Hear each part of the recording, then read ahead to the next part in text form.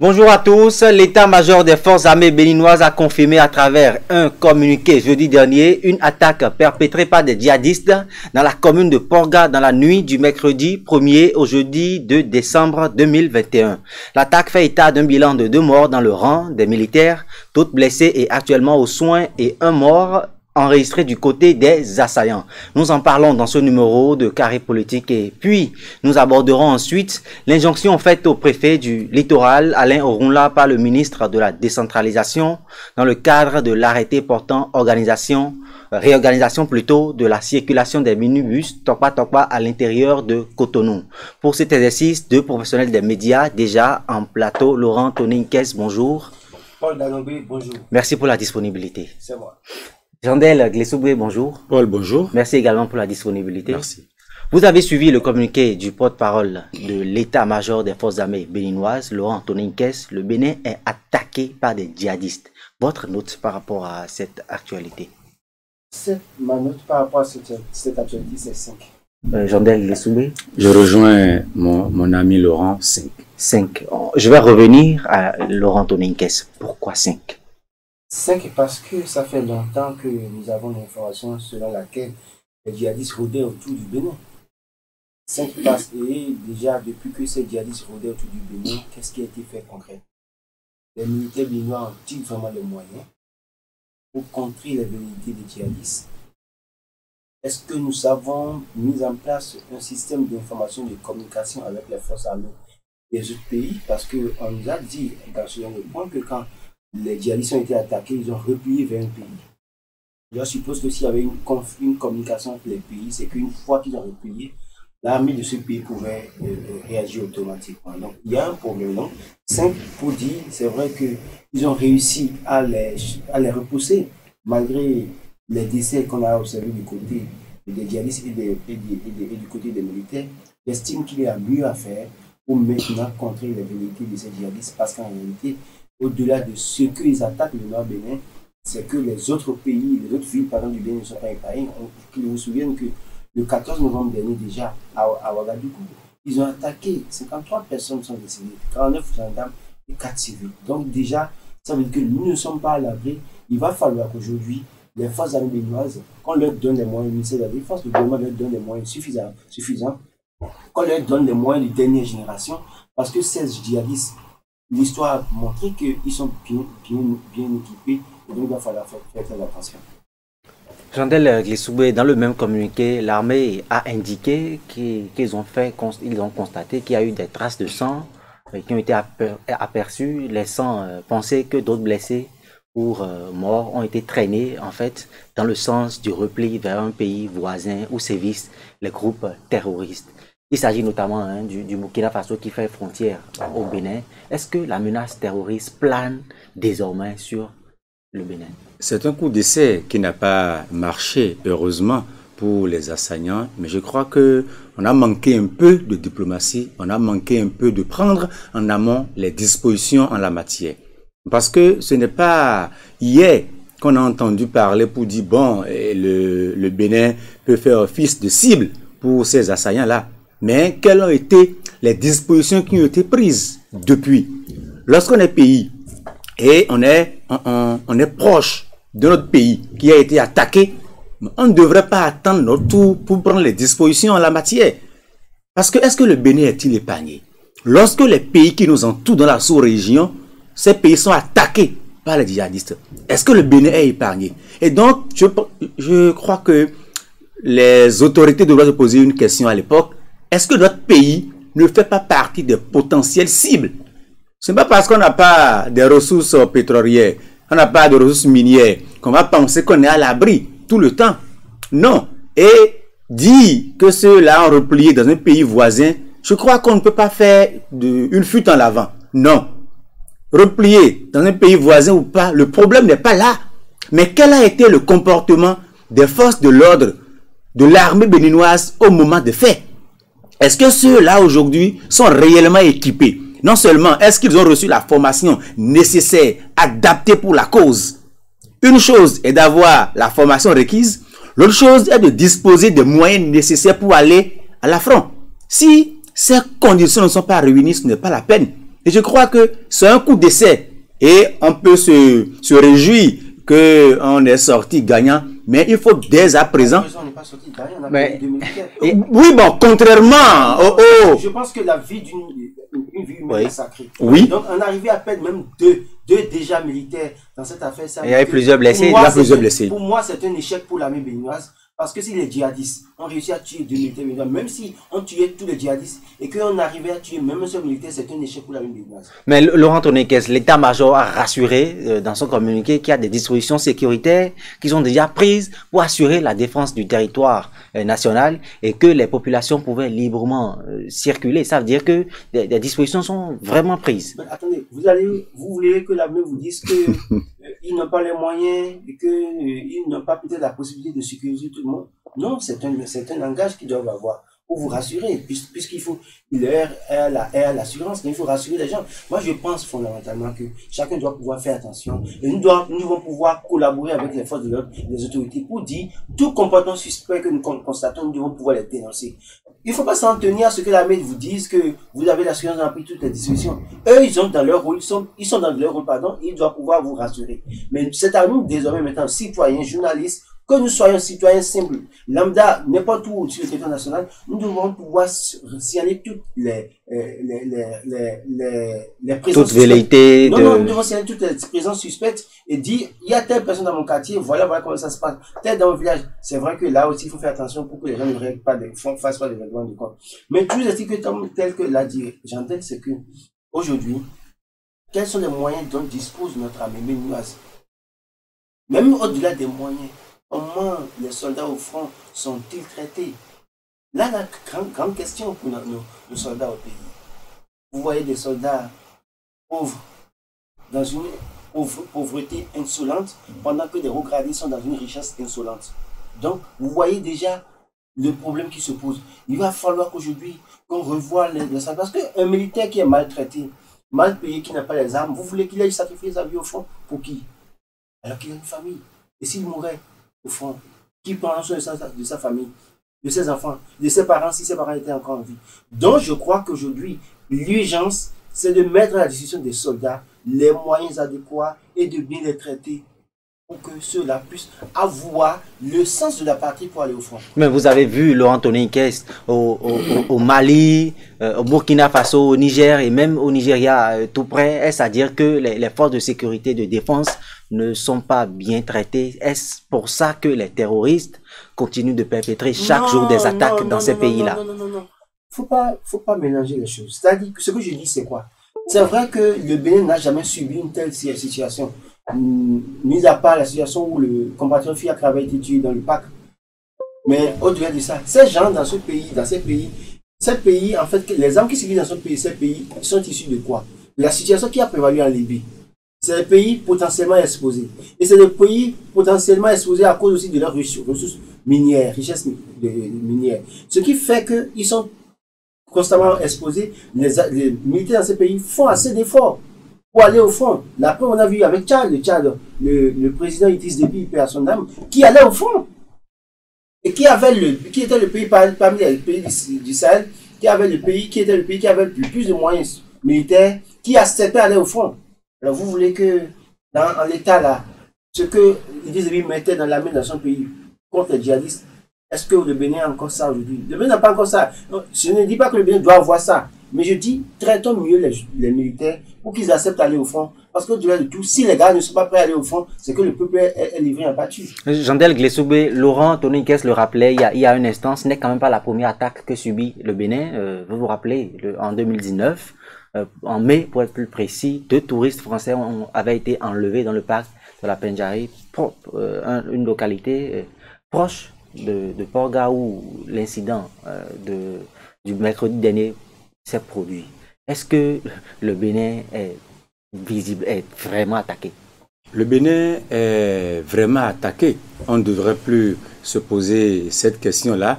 Et aujourd'hui, on en parle parce qu'il y a eu des morts dans le rang de l'armée béninoise et au-delà de ça, cela a créé un peu de la psychose dans la tête des uns et des autres et on ne devrait pas attendre d'être attaqué pour se dire qu'on est en danger. Je l'ai dit tantôt, lorsqu'on est dans la sous-région, on est dans un contexte où les pays limitrophes avec le Bénin sont attaqués, même si c'est un seul pays. Je prends exemple sur le Burkina. Ça suffit, parce que nous faisons frontière avec le Burkina. Ça suffit pour qu'on se dise, ah, parce que si le malheur frappe à la porte de ton voisin, mais tu dois te mettre aussi en position pour dire, mais cela peut arriver chez moi aussi à tout moment. Mais avant l'incident du mercredi dernier, il y avait quand même, l'armée avait déployé un dispositif lourd. Mais quel genre de dispositif? Quel type de dispositif? Un exemple très simple. Hein. Lorsque même dans Cotonou, on assiste à des échanges de tirs entre les braqueurs et la police républicaine, il y a une différence entre la qualité des armes qu'utilisent les malfrats et ce que notre police utilise. Et donc, dans ce contexte-là, on ne peut pas me dire alors aujourd'hui que bon, on ne demande pas à notre pays d'investir, c'est-à-dire tous les moyens pour le compte du ministère de la Défense, mais au moins le minimum qu'il faut. Ceux-là, les 2 militaires qui ont péri, hein, nous présentons les condoléances à leur famille. Mais dans 5 ans, qui pensera encore à leur famille? C'est là le véritable problème. Et quand ça se passe comme ça, et moi, militaire, on me demande d'aller au front quand je vois ce qui s'est passé avec mes camarades, mais est-ce que je serai d'accord d'y aller? Lorsque je sais que je ne dispose pas de matériel nécessaire pour faire le combat. Sans oublier que l'armée, c'est l'exécution avant la réclamation. Hein. Mais bon, là, non, on est dans un contexte où quand on parle des djihadistes, le langage est différent. Le langage est différent. Et donc, je pense que c'est un coup d'essai et que notre pays, c'est vrai, on est déjà à l'orée de nouvelle année et donc le budget S 2023 doit tenir compte réellement pour renforcer la sécurité à l'intérieur. Le communiqué de l'armée, moi, j'ai souri. Parce que ce n'est pas là le problème. Ce n'est pas quand les faits se produisent et qu'on vient dire devant le micro des caméras, eh bien, il n'y a pas péril en la demeure, la situation est sous contrôle ou est circulée. Ce n'est pas là le problème. On doit montrer aux citoyens béninois que réellement il est en sécurité. Il ne suffit pas de le dire. Allez-y, Laurent Toninquès. Je pense aussi qu'il a dit, parce que d'ici 5 ans, est-ce qu'il pensera aux familles des deux personnes qui ont péri dans cette attaque? On dit, ailleurs, on voit quand les gens meurent au fond comme ça, surtout dans les attaques contre les djihadistes, ils sont honorés et l'État prend en charge leur famille. Je voudrais bien croire que dans le cas précis, parce que je sais que par le passé, des gens sont morts dans des conditions comme ça, mais quelques jours après, on a oublié leur famille. Je crois que cette manière de faire n'encourage pas le soldat au front. Mais le simple fait d'honorer ceux qui ont péri au front peut encourager d'autres personnes à avoir le sens de la patrie et prendre des risques pour aller au front. Autrement, ne vous attendez pas à ce qu'on vous dise que le communiqué qui a circulé là puisse avoir des faits et que les militaires acceptent d'aller au front. Là, ça va être un péril, un problème pour les citoyens. Donc, je crois que c'est, puisque j'avais le moment pour le gouvernement aujourd'hui, d'honorer ces deux militaires et en même temps de prendre des décisions pour prendre en charge leur famille. Ne serait-ce que ça, parce qu'ailleurs, c'est ça qui rassure les soldats pour dire, même si j'allais au front et que je combattais pour mon pays et que je périssais, l'État est derrière moi pour soutenir ce que j'ai laissé. Je crois que c'est important. Qu'il en soit ainsi, Nous allons évoluer dans ce débat. Mobilité urbaine à Cotonou. Les minibus, communément appelés Tokwa, circulent à nouveau dans la ville. Le ministre de la décentralisation, Raphaël Akoteyon, a invité le préfet Alain Orunla à suspendre sa décision portant sur la réorganisation de la circulation des véhicules de transport de marchandises et usagers en direction de Tantokwa. Laurent Toninquès, quelles ont été vos premières impressions? Première impression, d'abord, je le dis clairement, je n'étais pas contre pour autant la décision du préfet. Pourquoi? Parce que pour moi, il fallait réorganiser ce mode de transport qui, à la limite, avait utilisé des conducteurs, des apprentis conducteurs très insolents dans la circulation, qui se foutaient pas mal de tout le monde dans la circulation, étaient à l'origine de plusieurs accidents, étaient à l'origine de plusieurs dégâts dans la circulation. Il fallait à un moment donné réorganiser. Seulement, mon problème se situe au niveau où, pour moi, l'autorité préfectorale, en l'occurrence, n'a pas mûri sa réflexion ou n'a pas réfléchi en amont avant de prendre la décision et que c'est sur un coup de tête que cette décision a été prise. En tout cas, selon moi. Pourquoi? Parce que lundi, où la décision devait être mise en application, c'est ce jour-là qu'on a aménagé le site devant servir de relais à abattoir. Et c'est mardi qu'on a pu mettre les lampadaires à vous dire. Pour vous dire que quoi, une décision qu'on nous a annoncée depuis octobre, on doit mettre en œuvre en novembre, mais qui malheureusement, on n'avait pas mis en application, en tout cas, réalisé un certain nombre d'infrastructures socio-communautaires qui pourraient faciliter la tâche au conducteur. Ça, c'est le premier point. Le deuxième point, c'est que quand vous venez prendre une décision pour régler un problème, cette solution que vous apportez ne doit pas induire d'autres problèmes pour les citoyens. Et je crois qu'à ce niveau, beaucoup de nos autorités pêchent en la matière. Pour quand vous quittez Calavi pour aller à Topa, c'est 400 francs. J'ai discuté moi personnellement avec les secrétaires généraux, en tout cas Tassi Ville et Minibus, et qu'est-ce que je constate? Les Topa en réalité doivent prendre le Calavi à Voudier, 300 francs, et ceux qui doivent quitter Topa, Voudier pour Topa doivent prendre 200 les taxis villes. Ça fait 500 francs. Donc ça a un surcoût de 100 francs CFA. Ça veut dire que quoi? En aller-retour, la dame paye 200 francs en surcoût. Toujours est-il que dans le même temps, la même dame qui va à Topa, qui achète des marchandises, tomates, paniers de tomates, tout ça là, si entre-temps, elle n'arrive pas à trouver un taxi, c'est qu'elle doit prendre un ZIM. Et le ZIM ne prendra jamais 200 francs. Pas évident. Il ne doit pas à vous dire. Ce n'est pas évident, surtout avec les bagages. Parce que le ZIM qui le prend serait en train de craindre aussi les représailles des policiers pour dire si on ne va pas l'arrêter pour surcharge de la circulation. Donc il y a tellement de problèmes que cela a engendré et qui fait que la décision ne pouvait pas prospérer. Et moi, je pense que maintenant, au-delà de ça, la manière dont le ministre a repris son subordonné, je crois que c'est un peu malsain. Mais nous allons y revenir. Jandel Glessoubé, vous avez entendu, écouté les plaintes des populations qui ont manifesté leur désaccord par rapport à la décision du préfet Alain Orunla. Est-ce que vous vous réjouissez de l'injonction faite à l'autorité par le ministre Akoteyon? Le désaccord des populations ne m'intéresse pas. Pas du tout. Parce que nous sommes dans un pays de droit. Oui. Et le Bénin n'est pas un pays qui doit se soustraire de ce qui se fait de bien dans d'autres pays. Pour dire quoi? Le transport dans tout pays est régi par les tests en la matière. Quoi qu'en soit ce qu'on dise aujourd'hui, je tire un coup de chapeau pour Alain Orunla. Comme on le dit chez nous, c'est un garçon. Il a osé. Parce que depuis que Cotonou existe, aucun préfet, aucun maire n'a jamais eu l'audace, le courage de réorganiser le transport en commun.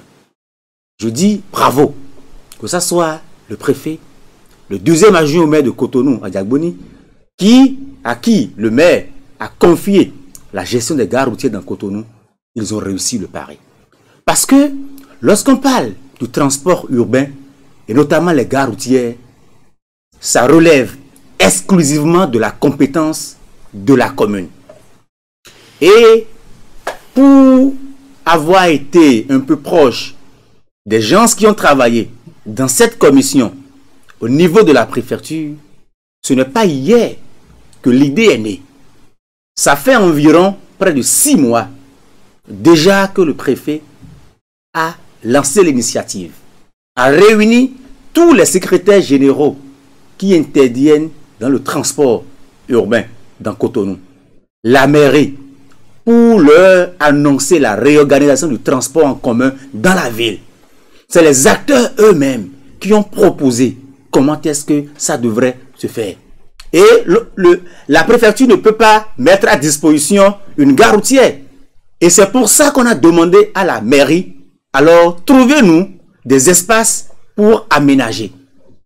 Mais dans le fond, on peut régler un problème en créer un autre, je suis d'accord, mais avec le temps, on peut aussi trouver des solutions. En l'état aujourd'hui, ce à quoi on assiste en termes de transport à Cotonou, est-ce que ça honore la capitale économique du Bénin? Ça ne nous honore guère. Ça veut dire que le ministre de la décentralisation avait très bien l'information. Je vous dis, lorsque nous prenons l'arrêté en date du 6 octobre 2021, signé par le préfet, ampliation est adressée et envoyée au ministre de la décentralisation. Et vous comprenez son acte, pourquoi il revient dessus? Et donc, du coup, lorsque on prend tout ce temps-là pour travailler, et qu'il vous dit, le lundi 29, le premier jour de l'application de cette décision, que ce soit la mairie, que ce soit le préfet, tous étaient sur le terrain pour essayer de recueillir les difficultés, que ce soit des usagers, des bonnes dames et des conducteurs. Et au fur et à mesure, ils ont promis de trouver des solutions. C'est dans le cas d'espèce que c'est le mercredi encore, il y a eu une réunion entre la mairie et les transporteurs où la mairie disait, on a constaté que quand la bonne dame quitte Calavi et doit aller peut-être à Ménotin et qu'on doit aller la déposer à Vaudier et qu'elle revienne encore à Ménotin, il se pose un problème. Et que d'ici la semaine prochaine, on va trouver encore un autre point de déchargement entre Calavi et Vaudier. C'est pour vous dire quoi? Lorsqu'on met en application la décision et qu'on constate des difficultés au fur et à mesure, on trouve des solutions à cela. Et donc, du coup, aujourd'hui, lorsque le ministre arrive à demander au préfet de suspendre la mise en application de sa décision, pour moi, honnêtement, je dis, c'est malsain. Pourquoi? Parce que oui, allez-y très rapide. Au-delà de l'action de subordination, d'autorité et tout, en public, tel que cela est arrivé, ce n'est pas bien pour le pouvoir. Je vais terminer en disant... Le du préfet a été fragilisé. Je vais terminer en disant, est-ce qu'aujourd'hui, si notre préfet arrive à prendre un arrêté dans ce pays, est-ce que les citoyens béninois vont pouvoir avoir le sens de respecter? Allez à Dantokpa, vous allez constater, lorsque le message radio est parti, les chicanes qu'on a installées pour essayer de limiter le passage à l'intérieur du marché, je vous dis, c'est la population elle-même qui a tout enlevé. Même l'aller dans le sens d'aller quand on quitte Cotonou pour aller à Kpakpa, là où on ne passait pas. Depuis l'époque du préfet Modeste Boula, aujourd'hui, les motos circulent à l'intérieur du marché. Et donc, du coup, je pense que pour la crédibilité de l'autorité, ce n'est pas bien. On pouvait réformer, revoir autrement, sans exposer l'autorité du préfet. Laurent Antonin, sur le plan administratif, un arrêté de cette nature prend sans nul doute un certain circuit.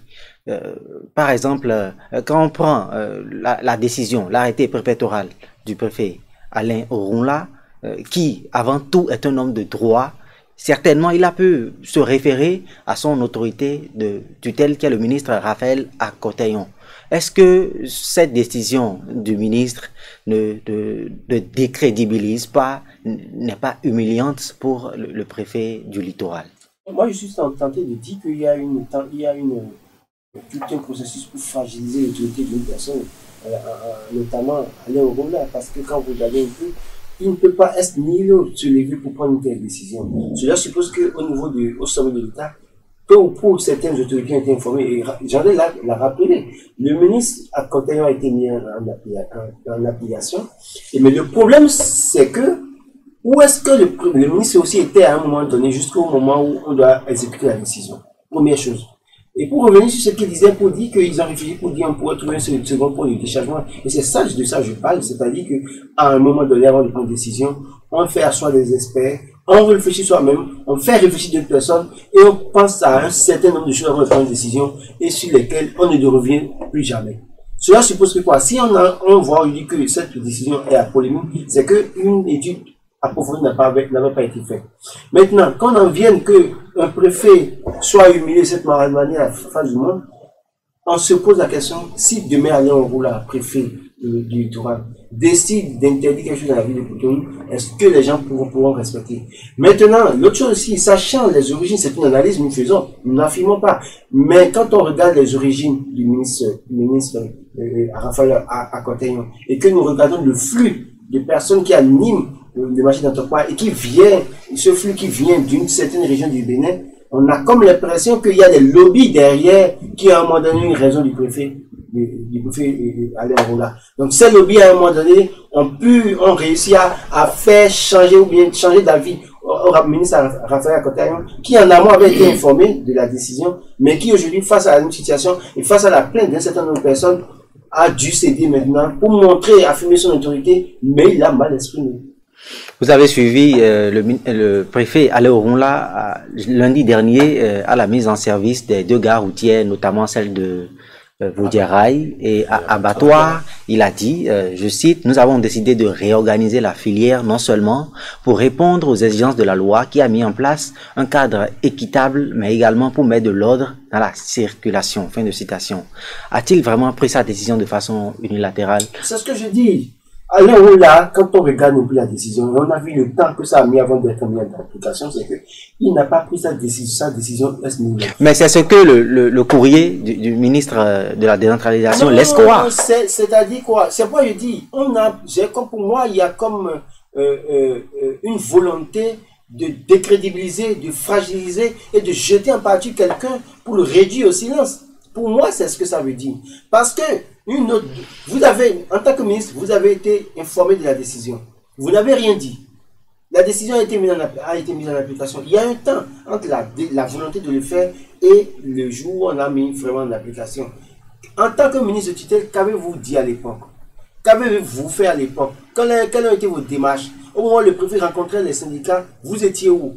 N'avez-vous pas reçu les rapports? Je parie qu'il a eu les rapports des séances.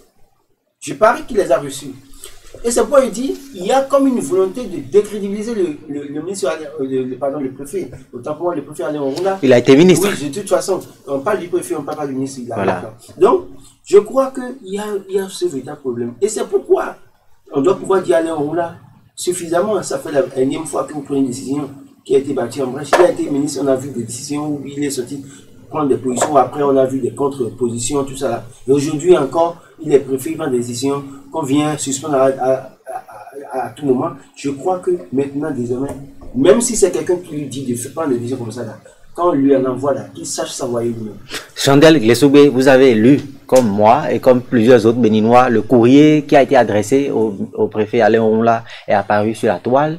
Dans ce courrier, il est fait usage de certains termes ou terminologies qui dénotent d'un manque de courtoisie et qui interdit par exemple au préfet de prendre de nouveaux arrêtés jusqu'à un nouvel ordre. Est-ce que ce genre de courrier est digne de l'administration béninoise? Est-ce que c'est même un courrier? C'est un message radio. Et c'est là le mal. Parce que si c'est un courrier, on devrait l'envoyer. Vous avez lu le contenu qui a été publié sur les réseaux sociaux. C'est là où le bas blesse. Lorsque le ministre va jusqu'à interdire au préfet de ne plus prendre d'arrêté jusqu'à nouvel ordre, ça veut dire qu'en un mot, on lui interdit d'exercer sa fonction de préfet. C'est-à-dire qu'il se lève le matin, il vient à la préfecture, il s'assoit. Il s'assoit. Et le soir, il rentre chez lui. Il rentre chez lui. Parce que si tu es préfet, et il doit même gérer la police administrative, il ne peut même pas prendre d'arrêté pour réguler un certain nombre de choses sur son territoire. Alors pourquoi est-il encore préfet? Oui, pourquoi est-il encore préfet? C'est pourquoi lui aussi, pour sa dignité, peut démissionner. Justement. Vous appelez le préfet à démissionner. C'est l'autorité préfectorale. Et quand vous interdisez jusqu'à nouvel ordre de prendre des arrêtés, alors qu'en réalité, sur votre territoire, il peut y avoir des urgences qui vous amènent à prendre des arrêtés. Je crois que pour ta propre dignité, tu démissionnes. Non, demain par exemple, ou lundi, pour être plus précis, le ministre peut encore revenir sur sa décision. On n'a pas l'habitude à démissionner. Comme l'aurait dit, le traitement est là, donc pour ça, on ne peut pas démissionner pour autant. Sinon, en réalité, cette note du monsieur Mézard Radio du ministre, avec cette humiliation, suffit seulement pour dire, moi je dépose au tablier. Et c'est un homme digne. Autant on peut estimer d'un côté que le préfet a manqué de méthodologie, a manqué de démarche dans cette réforme, autant le ministre aussi a manqué de démarche, a manqué de méthodologie. Le ministre a manqué d'élégance. Beaucoup plus d'élégance en la matière. Et sur ce point, j'en appelle alors le président de la République. Parce que si le ministre arrive à exposer le préfet en public, je vous dis, il fallait être à Cotonou le jeudi pour comprendre un peu la liesse des populaires, la joie des bonnes dames de Dantopa, les topa-topa. Mais ce n'est pas là le problème. Non, on ne peut pas, à cause de la politique, réduire au néant un acteur politique également, qui plus est à qui vous aviez confié une parcelle de pouvoir. C'est ça, et c'est ça qui me gêne. Même si le ministre estimait à un moment donné que de lundi à mercredi, le constat sur le terrain n'est pas bon, il faut réorganiser, la démarche aurait été que le ministre appelle le maire, qui, jusqu'alors nous parlons, est le seul qui arrive à gérer les gares routières. Il y a la Sogema qui se mélange les pédales. La loi est claire sur la décentralisation. La Sogema se mélange les pédales. La loi est claire sur la décentralisation. La gestion des gares routières, elle est confiée aux collectivités locales. Et donc, du coup, en la matière, le ministre aurait pu appeler le maire, appeler le préfet pour dire, vous aviez engagé une réforme, mais on aurait pu faire autrement. Et même si on devait suspendre, il revenait au préfet lui-même de prendre notre arrêté, juste pour dire, au regard des difficultés constatées sur les 3 jours où on a appliqué cette mesure, on prend du recul pour revoir un peu les choses.